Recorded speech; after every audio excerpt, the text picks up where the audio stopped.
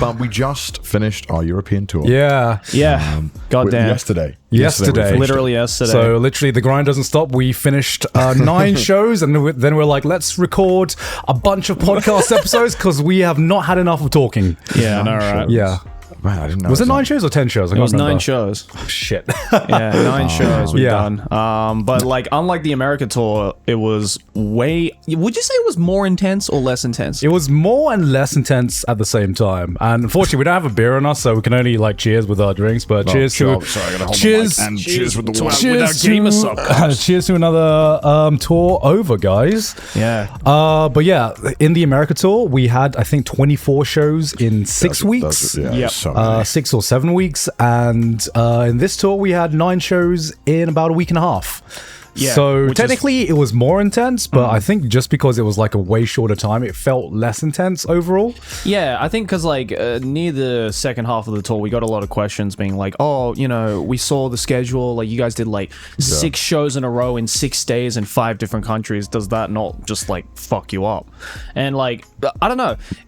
Because we did 3 shows in a row for the America tour, right? Yeah, like right near the end. And I felt dead. Yeah, that fucked us up. So I was dreading the 6 days in a row thing. I was just like, oh god, I'm gonna be dead by the end of it. But weirdly enough, it wasn't that bad.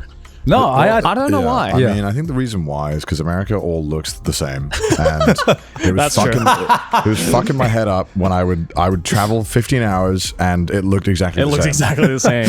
Like a lot of the like middle America looks so similar. That is true. So I think just waking up in a new kind of setting every time, it's like, wow, cool. Yeah, I mean, a lot of the countries were all about first time, right? So it was a little bit more exciting, I feel. Yeah, and like I think like comparing to some of the American cities that we went to some amazing American cities, and then we also went to fucking Ohio as well. And there's no Ohio's on this. Yeah, there is a big difference between waking up and being like, oh, I'm in Amsterdam today, or wait, Copenhagen, Stockholm, and then waking up and seeing a COD zombie map, and I'm like, oh, we are performing here. Yeah. Okay. I'm celebrating my birthday here. Yeah. So the vibe was just very different, just because every city, every country was just a different culture. We tried different foods every day. Yeah. So that's enough of it being nice. We got to tier list the countries now. Tier list the countries? Tier list the countries. Let's say... All right, racism speed. All right. So, first of what all, we found out, gladly, let's just get this out. France is the Ohio of Europe. That is something that we have found out. I'm so glad because I thought it was going to be the UK. Yeah. Funnily enough, not many countries clowned on the UK. Yeah, for context, in the show, we ask the audience to name a country in Europe they would not like to be isekai to. Yeah. And France was generally number 1. Yeah. There was only a few exceptions, like when Sweden and Denmark wanted to beef it out. But everyone pretty much said France all the time, which I was proud of. Because like as someone who's not from Europe, I didn't know that as just a thing. Yeah. Well, what do Australians like? French people? We're like... Do you have any opinions on them? Yeah, not really.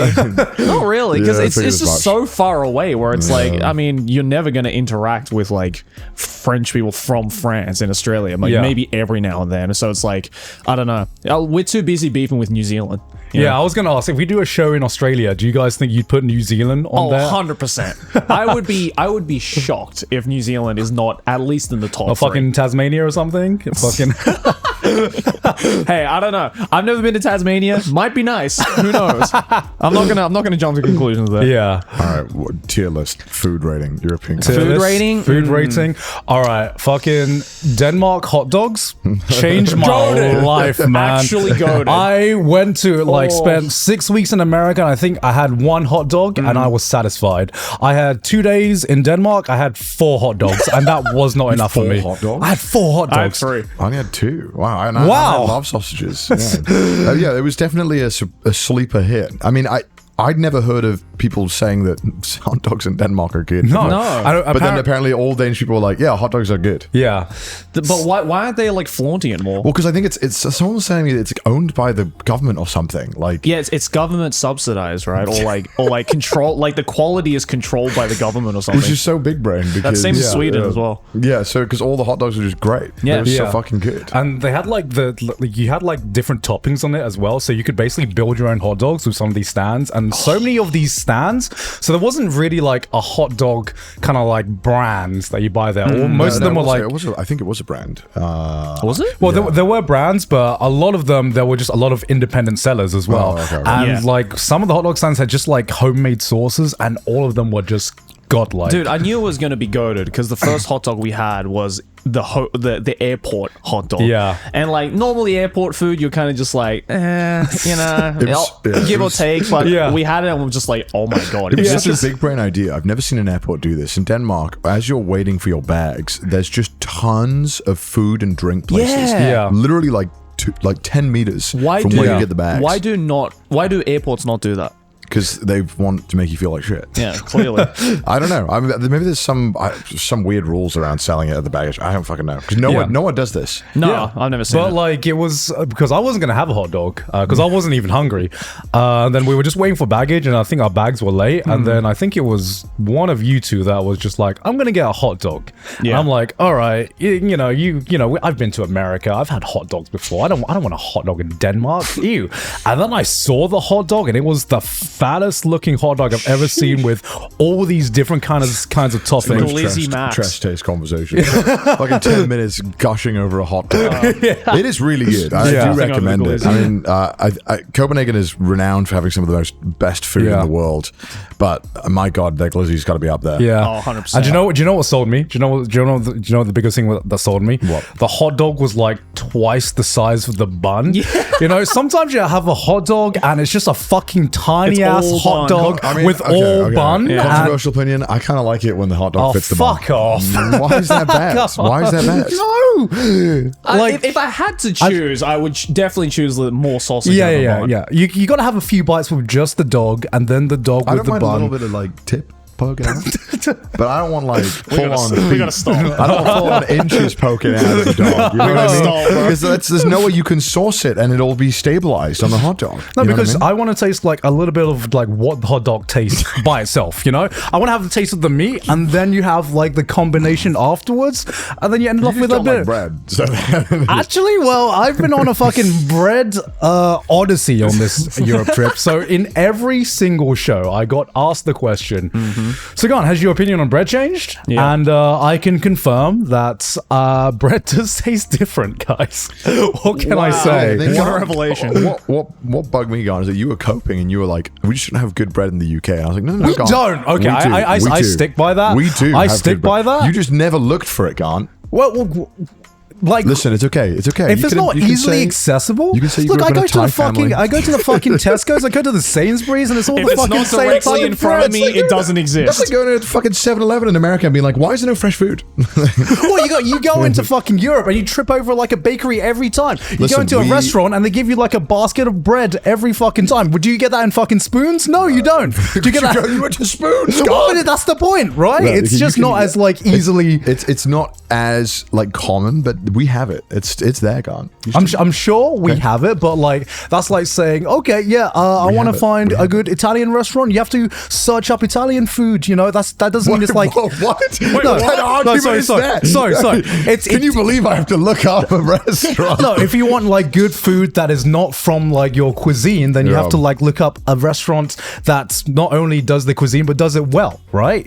In the UK, it's just harder to find access to good bread, and the most mass-produced bread is just the same old fucking I like the white bread. No, okay, that's absolutely not. Absolutely not. Oh, we actually have a tier list. Yeah, we have a tier list. That's so handy. Oh wow, we have them already. Okay, this is actually super helpful. Okay, so let's start from the top actually. So the first stop was Ireland. First stop was Ireland. Okay, we have Ireland there. Yeah. Ireland was solid.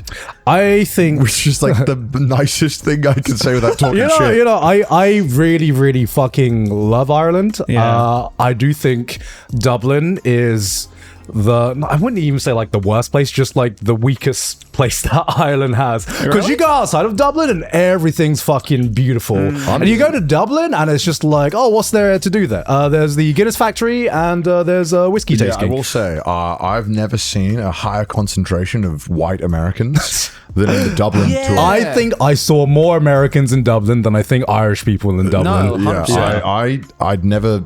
Yeah, I can't even imagine. Maybe like the Daytona 500 is where you would see that many other white people, but it was insane. It was the entire Guinness tour was just Americans. Really? And actually, to be fair, one thing that we learned while we were in Dublin is that apparently they're obsessed with Chinese food. Like Ireland has an obsession with like their version of Chinese food. Yeah. Because John took us to some Chinese food, and it was good, but I don't think it stood out compared to the other countries you went to. Dog, I ain't going all the way to Dublin to eat Chinese food. Well, that's just not how that works in my mind. I think Ireland could go in. Oh God! Oh yeah, spice bag. That's like a common we thing. didn't have a spice try bag. Yeah, we didn't know that was a. I don't know if it's a Dublin special or an Ireland special. If Ireland's food was like not compared to the other countries that we're talking with here, it would be it would higher. But I think because we have these other countries, we need to thin out this tier list. Yeah. I want to say C tier. C tier? Yeah. Oh, are we talking about just the food or just food only? Just the food. Vibes Food. don't count. Vibes don't count. No, because then we're tier listing countries, and that feels weirder. Racism speed. I think we do the food, and I think Ireland is a solid C. I think Irish people will agree because Guinness, if unless we're counting Guinness as food, then I mean, it's liquid food. That's for sure. I mean, I will say B just for the Guinness alone. just being I nice. had too much fucking Guinness. Yeah, I'm gonna rate the Guinness and I'm gonna put it in a B. Yeah, fuck's sake. Now I seem like an Ireland Guinness counts hater. as a meal, right? That's Yeah. definitely That's a meal. 100% that's a meal. 100% that's a meal. Okay. All right. Well.